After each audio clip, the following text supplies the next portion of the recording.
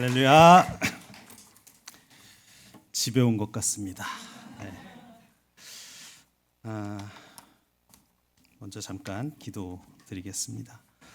하나님, 이곳에 임하셔서 당신의 말씀으로 우리를 만져주시고 우리에게 새 힘을 불어넣어 주옵소서. 예수님의 이름으로 기도합니다. 아멘. 네, 제 소개를 저렇게 길게 할 줄 몰랐는데 제가 오늘 말씀을 전하면서 그냥 자연스럽게 또 제 이야기도 이렇게 같이 나눌 것 같습니다. 먼저 이렇게 창대교회에서 주일 말씀을 전할 수 있는 기회를 주셔서 너무 하나님께 감사드리고, 작년 이맘때는 제가 이제 여기 금요 기도회에 한번 와서 또 찬양 같이 하고 또 제 아들 간증도 나누고 그랬었는데요. 이렇게 제가 젊은 시절을 보냈던 그 교회에서 함께 말씀을 나눌 수 있는 기회를 허락하신 하나님께 감사드리고요.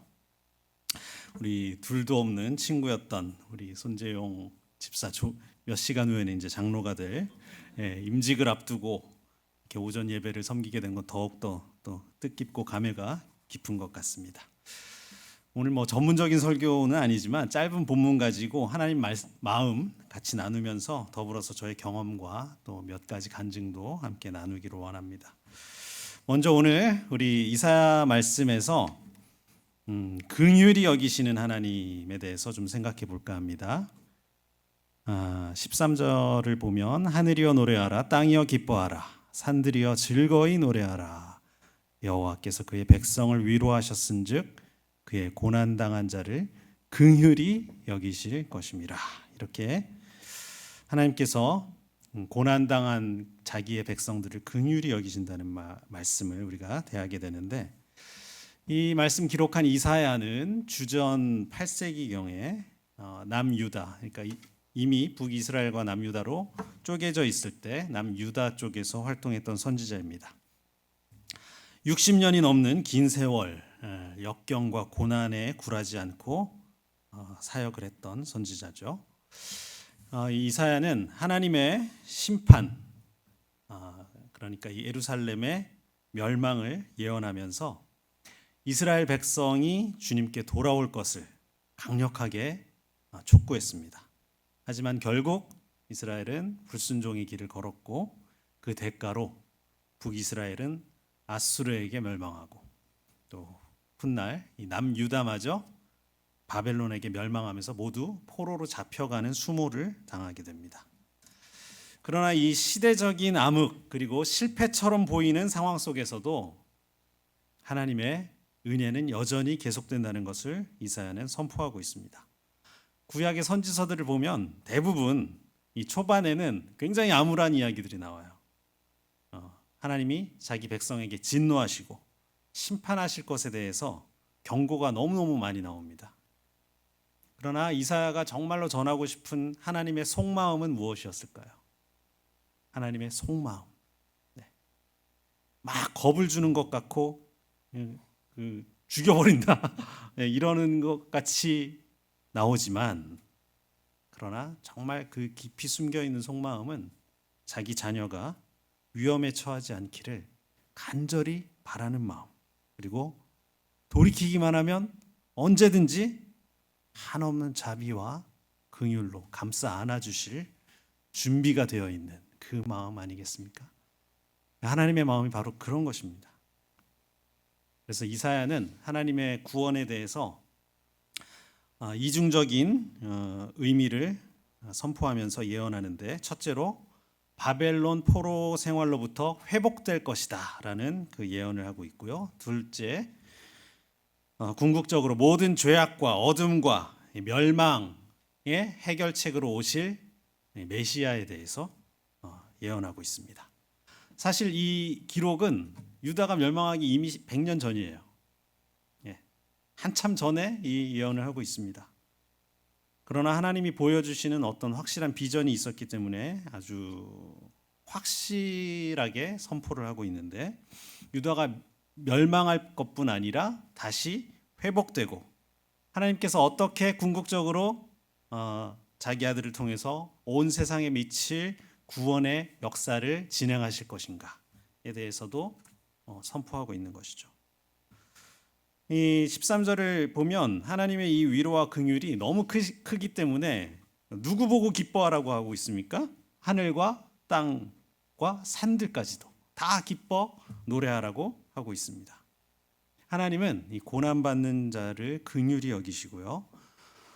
특별히 우리가 이제 살아가면서 이제 여기 뭐 연세도 많이 드신 분들도 계시지만 살아갈수록 고난이 없어지고 행복이 계속되면 얼마나 좋겠습니까마는 삶의 연륜이 길수록 참 고난의 세월도 큰 것을 우리가 느낄 수 있어요. 그러나 내가 지금 고난받고 있다라고 느끼시는 분들, 하나님께서 동시에 나를 긍휼히 여기고 계시다는 것을 반드시 믿으시기 바랍니다. 고난이 깊을수록 하나님의 긍휼도 깊이 우리에게 펼쳐질 것입니다. 그런데 14절을 보면 인간들의 반응이 어떻죠? 백성들의 반응이 뭐라고 합니까? 시온이 뭐라고 이야기하고 있습니까? 여호와께서 나를 버리시며 주께서 나를 잊으셨다.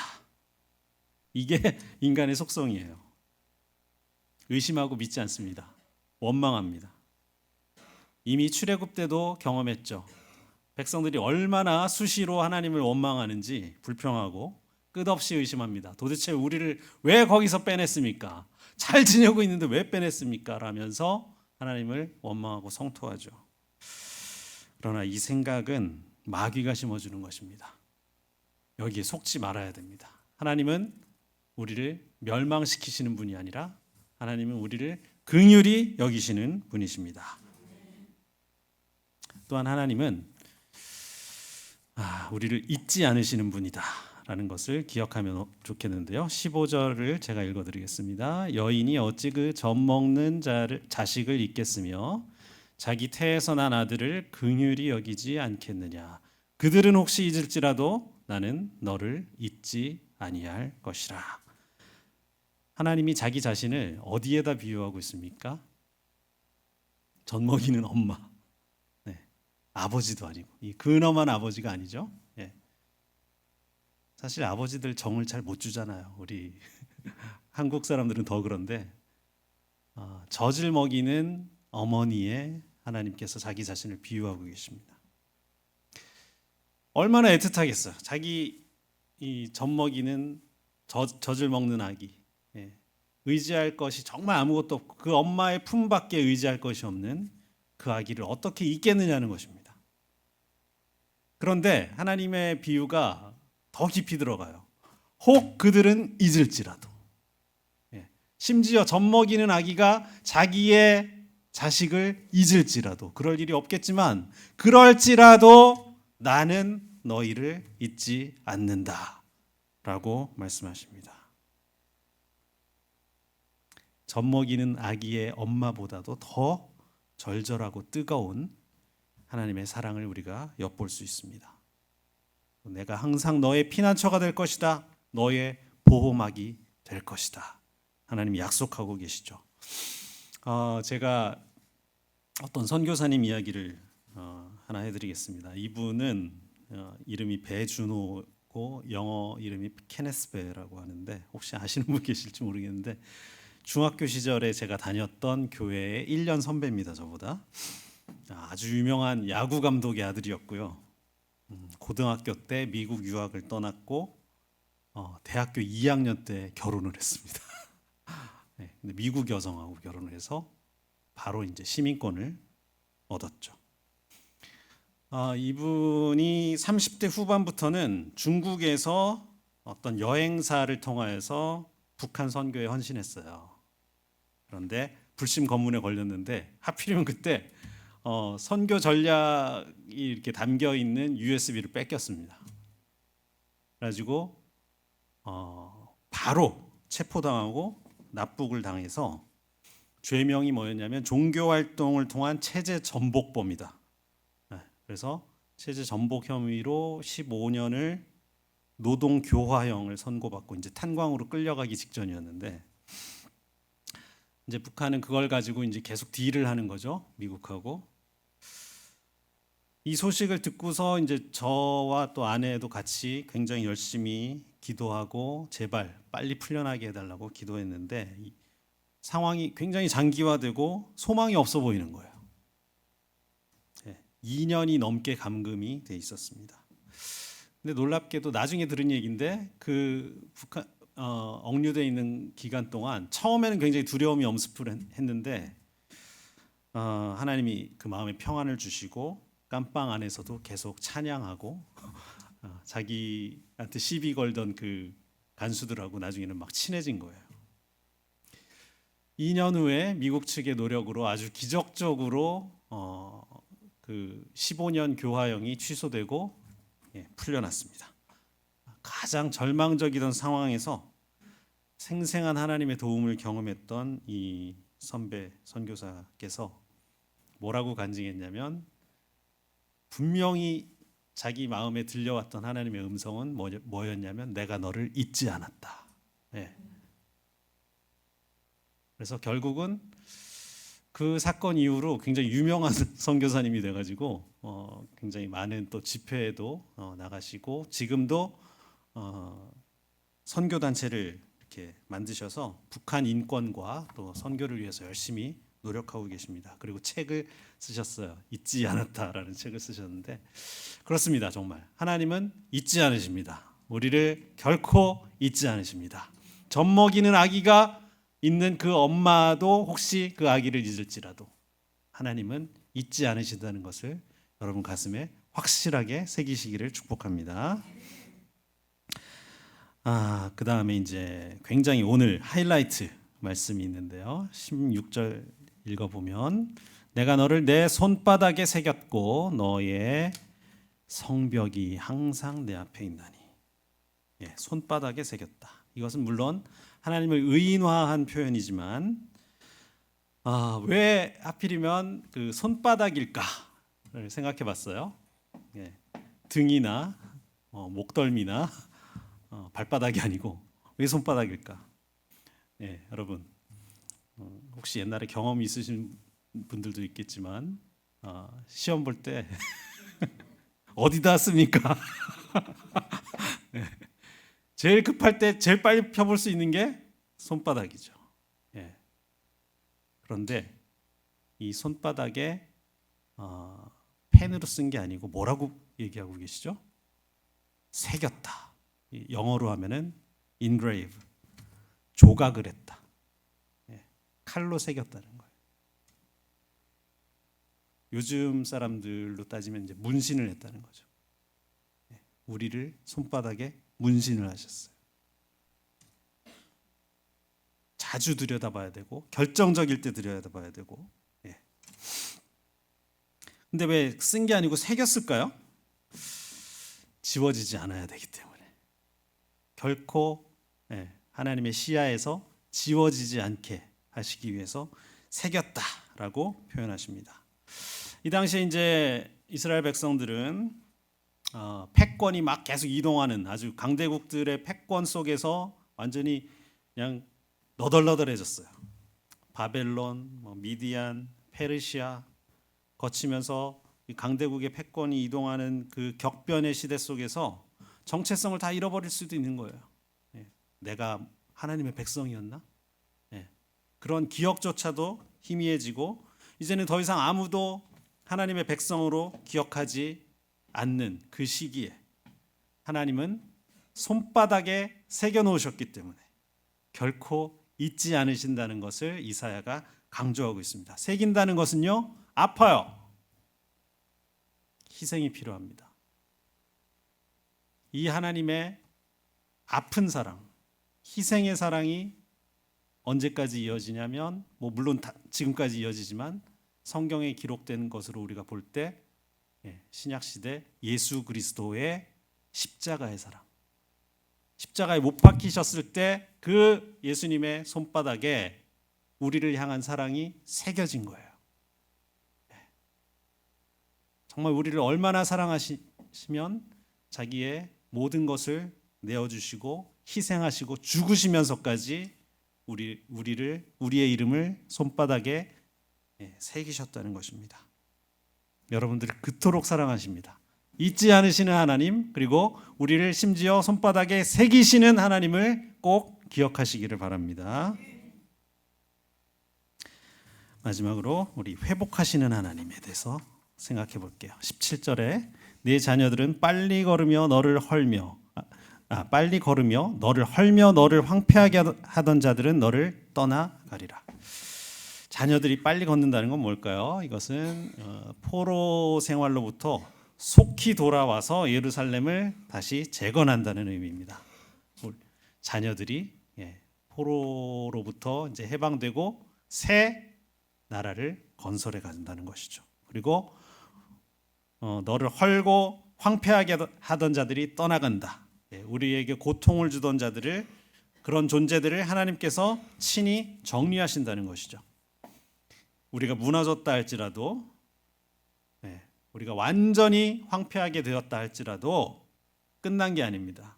하나님께로 우리 시선을 고정하면, 그리고 그분의 뜻을 쫓으면 하나님은 반드시 우리를 일으키시고 회복하시는 분임을 믿으시기 바랍니다. 긍휼히 여기시는 하나님, 우리를 결코 잊지 않으시는 하나님, 우리를 새기시는 하나님, 그리고 반드시 우리를 회복하시는 하나님이 바로 나의 하나님이다 라는 것을 여러분들 굳게 믿고 나아가시기를 축복합니다. 이제 부록으로 저희 아들 이야기를 잠깐 해드리겠습니다. 작년에 여기 와서 이제 간증을 했었는데, 저는 두 아들이 있거든요. 저희 집안은 너무 이렇게 남자들만 있는 집안이라서 굉장히 좀 제가 힘들었습니다. 저 자신도 삼형제 중에 맨날 얻어맞는 셋째 막내였고 저희 형님도 아들을 낳았고 저도 아들만 둘 낳아가지고 굉장히 아들이 없는 집안에서 이제 두 아들을 키웠는데, 큰 아들은 이제 대학 졸업 한 학기를 남기고 휴학 중이면서 이제 공부하고 있고요. 둘째가 좀 특이한데, 이 둘째는 중학교 1학년 때부터 야구를 했습니다. 그래서 6년 동안 야구 선수로 활동을 했는데, 야구 선수로 성공하기에는 너무나도 모든 것이 결핍돼 있었어요. 다른 또래에 비해서 이제 초등학교 2, 3학년 때부터 시작했던 아이들에 비해서 너무 경험도 부족했고, 그다음에 피지컬이 너무 딸리는 거예요. 너무 부족했습니다. 우리 아들은 지금도 60kg 언저리예요. 그리고 키도 170 언저리고, 그래서 야구 선수로는 너무나도 부족한 피지컬을 갖고 있었습니다. 그리고 무엇보다도 부모의 재정 능력이 너무 결핍이었죠. 그래서 다른 또래 친구들에 비해서 너무나도 결핍투성이인 이 아이를 감사하게도 하나님께서 친히 키워주셨는데, 그 중에는 또 우리 창대교회의 기도와 또 후원도 큰 도움이 되었던 것을 고백합니다. 우리 아들은 고1 때 이 자취 생활을 했는데, 고1 때 이제 멀리 저 강동구 쪽에 있는 학교에 들어가면서 자취 생활을 했는데, 이때가 정말 고비였어요. 정말 온 가족이 그때는 고생을 했던 것 같습니다. 그리고 열심히 해도 주전 경쟁에서 밀리면서 막 눈물의 빵을 먹었죠. 그 시기에 도저히 이제 주전으로 자기가 계속 활동하기가 힘든 걸 깨닫고 야구를 한번 그만둘까 했지만, 그때 다행히 이제 속초 쪽으로 전학을 할 기회가 생겨서 그쪽으로 가서 기숙사 생활을 했죠. 이제 가족들과는 멀리 떨어지면서 더 외로운 생활을 했습니다. 중학교 때는 코로나로 이렇게 힘든 시간 보내고, 고등학교 때는 이렇게 멀리 떠나가면서 외로운 상황에서, 그러니까 결핍과 외로운 그 상황 속에서 그 친구가 할 수 있는 게 결국 하나님을 붙드는 것밖에 없었습니다. 하나님을 붙들기 시작했어요. 그러면서 신앙을 붙들고 자기 관리를 하기 시작했습니다. 그러다가 다시 한번 이제 2학기 때부터 또 서울로 다시 전학을 하면서, 그때부터 정말 철저하게 자기를 관리하기 시작했어요. 식단과 그 좋은 습관과 이런 것들을 관리하면서 또 말씀을 읽기 시작하고, 글도 쓰면서 글 쓰는 재미에 또 빠지기 시작했습니다. 그러다가 고3 여름까지 야구를 하고 그만뒀어요. 근데 그만둘 때 아무 후회가 없었습니다. 왜냐하면 자기가 하고 싶었던 것들을 하나님께서 채워주셔서 여기까지 할 수 있었고, 이제는 내가 이것이 아니라 다른 길로 갈 수 있다는 것을 깨달았기 때문에 뭐 눈물 흘리고 뭐 미련 갖고 후회하고 이런 게 없었어요. 너무 감사하게도 딱 끊더니 그때부터는 야구를 아무것도 하지 않았습니다. 그러니까 제가 가끔 캐치볼 해줄까? 그래도 안 해요. 이러고 미련을 딱 끊었어요. 그리고 책을 읽고 산책하고 또 자연을 바라보고 가족들과 대화하고 친구들과 만나고 그런 속에서 느낀 것들을 시로 쓰기 시작했습니다. 그래서 작년 여름에는 자기 교회 이제 중고등부 수련회에서 자기 삶이 어떻게 이렇게 변화되고 있는가에 대해서 간증했고, 가을에는 여기 창대교회에 와서 또 금요집회에서 간증을 했었고, 올해 봄에는 어떤 출판사에서 기획한 플래너 다이어리 활용에 대한 그 강연회에서 1000명 중에 6명을 뽑는 그거에 들어가서 이 친구가 1000명 앞에서 스피치를 하는 기회도 얻었습니다. 그리고 군대 가기 전에 시집을 내고 싶다라는 목표를 그때 세웠는데 500개의 출판사에 메일로 이제 투고를 시작했어요. 근데 하루에 30개씩 보내야지 하고서 보내기 시작했는데 이틀째 되던 날 그날이 한글날이었고 휴일이었기 때문에 괜히 보냈다. 아무도 안 읽을 텐데 휴일에 이 메일이 묻혀버리겠구나라고 생각했던 그 순간에 갑자기 오후에 어디서 전화가 온 거예요. 내가 어느 출판사 대표인데 오늘 어디 갈 데가 없어서 그냥 회사에 왔다. 근데 메일이 있어서 열어봤더니 시가 적혀 있었다. 근데 우리 출판사는 시를 내는 출판사가 아니지만 재미로 읽어봤다. 근데 시가 좋다. 뭐 몇 년 후에 나는 퇴직할 텐데 퇴직하기 전에 시집을 나도 한번 내보고 싶구나. 그래가지고 한번 만날 수 있냐? 라고 전화를 그분이 했고 바로 그 다음 날 엄마와 함께 아이가 출판사에 가서 미팅을 했는데 서로 너무 이게 케미가 잘 맞은 거예요. 하나님이 연결시켜 주신 것이죠. 알고 보니까 그 대표님도 크리스찬이었어요. 네. 그래서 더 서로에게 이제 애착을 가지면서 같이 한번 좋은 일을 도모해 보자, 같이 성장해 보자라고 하면서 그 자리에서 계약서를 써줬습니다. 네.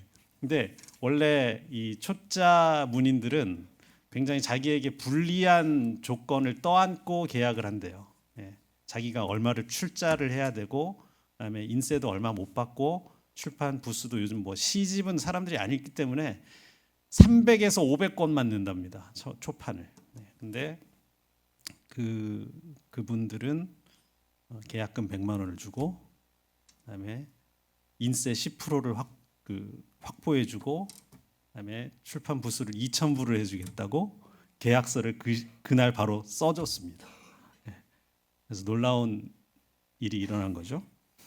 이건 100% 이제 하나님의 인도하심이었다고밖에 저희는 볼 수가 없는 것 같아요. 그래서 원래는 내일 모레 시집이 나오게 돼 있었는데 약간 딜레이돼서 12월 20일쯤에 이 첫 시집이 세상에 나오게 되었습니다. 하나님께 감사를 드립니다. 근데 하나님을 잊지 않았던, 하나님을 버리지 않았던 지극히 작은 자의 그 기도를 하나님께서 들으신 거라고 생각이 돼요. 여러분들의 삶 속에서 하나님을 잊지 않고 하나님을 떠나지 않을 때 하나님께서 반드시 좋은 것으로 여러분들에게 채워주신다는 것을 또 믿으시기를 바랍니다. 이제 저의 얘기를 또 잠시 하고 말씀을 마칠까 합니다. 저는 이제 모태신앙이었고 중학생 시절에 예수님을 영접했습니다. 그리고 고등부 때에 이제 고등학교 1학년 때 아주 큰 교회에서 부회장까지 했었는데 잠시 이렇게 작은 교회에서 내 초심을 찾고 싶다라는 생각으로 학교 앞에 있는 작은 교회를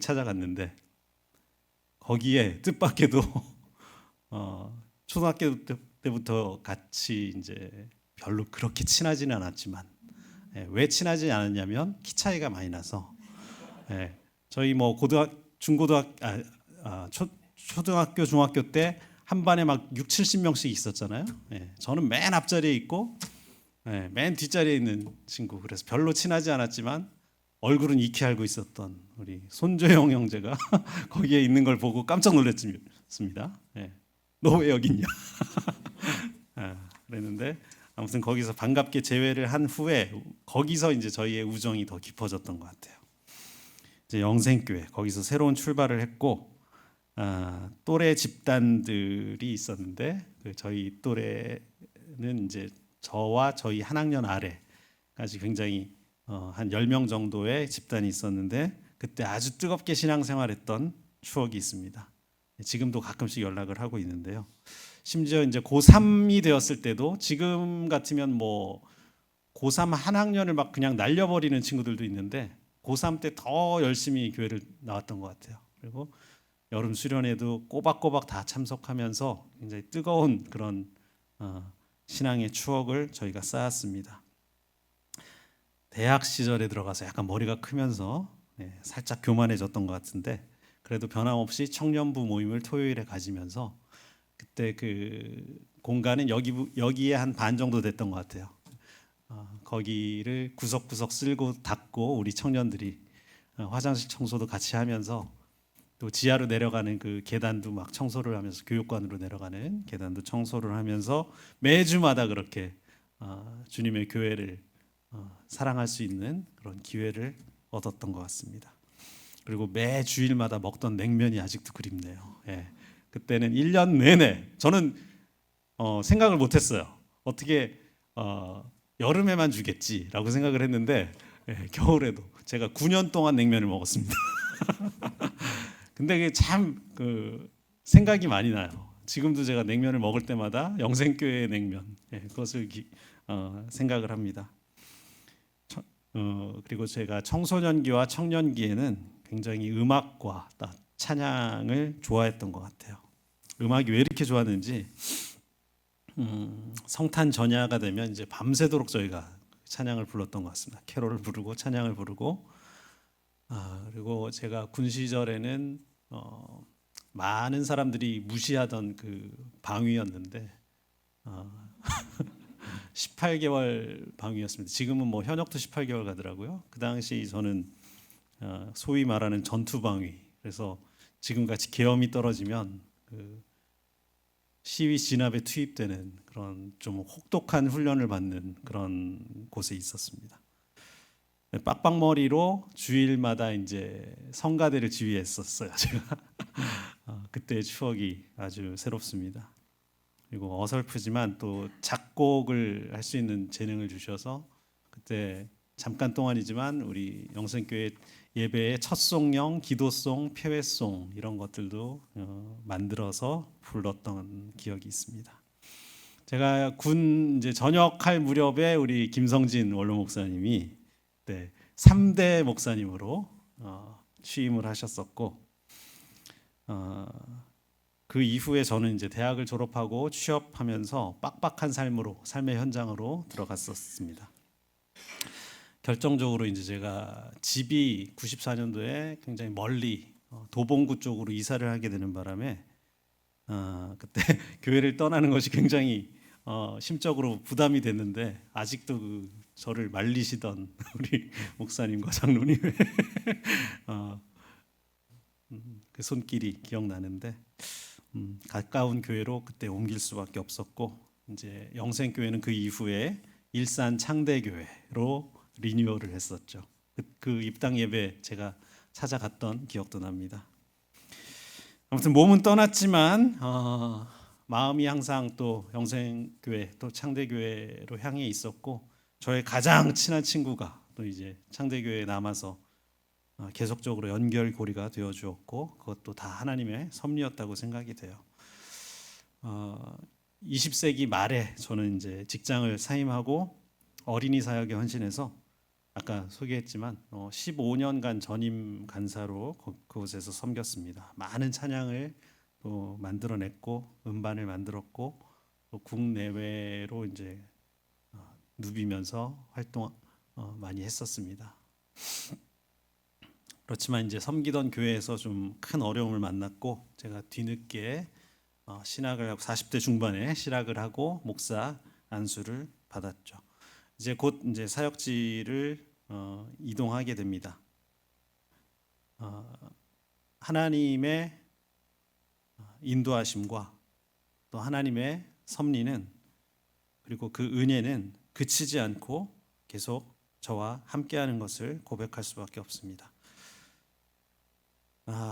참 굉장히 절묘한 타이밍 같은데 손재용 장로가 하필이면 요때 임직을 받을까? 그러니까 제가 불과 지난주에 그 전 교회를 사임을 했고 이제 12월 말부로 저는 이제 광주 쪽으로 내려가게 되는데 딱 그 중간에 이렇게 임직을 받고 또 제가 이 교회에 또 초대되고 말씀을 전할 수 있다는 것이 절묘한 하나님의 기막힌 타이밍인 것 같고요. 우리 창대교회를 생각할 때 뭐 큰 사이즈가 아니어도 이렇게 우직하게 자리를 지키고 계신 우리 성도님들로 인해서 너무 귀하다는 생각이 들고 감사하고요. 또 대를 이어가면서 이렇게 교회를 섬기고 충성하는 우리 4대 목사님 김은태 목사님도 너무 귀하고 우리 3대 수고해 주셨던 우리 원로 목사님 너무너무 정말 수고 많이 하셨고 해외 선교사도 이제 파송을 하시고 너무너무 귀합니다. 창대교회. 많은 교회들이 이제 무너져가고 있는 시대인데 이 내실 있게 교회의 사명을 감당하고 귀하게 이 지역을 위해서 또 섬기고 있는 창대교회. 하나님이 여러분들을 너무너무 기뻐하실 줄 믿습니다. 또 이 부족하지만 이 교회 출신으로 목사가 된 저를 또 잊지 않고 기억해 주셔서 참 감사하고요. 오늘 말씀대로 하나님은 결코 우리를 잊지 않으십니다. 하나님이 나를 잊으셨다고 하는 것은 이스라엘 백성들이 그렇게 얘기했지만 그것은 팩트가 아니에요. 우리의 느낌일 뿐입니다. 하나님은 우리를 손바닥에 새기시기까지 우리를 사랑하시고 절대로 잊지 않으신다는 것이 팩트입니다. 하나님은 잊지 않으십니다. 우리도 하나님을 잊지 말아야 될 줄 믿습니다. 그래서 우리 이 시간 같이 좀 기도하면 좋겠는데요. 결코 잊지 않으시는 우리 하나님의 사랑에 정말 진심 어린 감사를 올려드리면 좋겠어요. 그리고 포기하고 싶을 때 우리가 그분의 손을 굳게 붙잡고 나아갈 수 있는 믿음을 달라고, 결코 잊지 않으시는 그 하나님을 바라볼 수 있는 눈을 열어달라고 이 시간 함께 통성으로 기도드리겠습니다.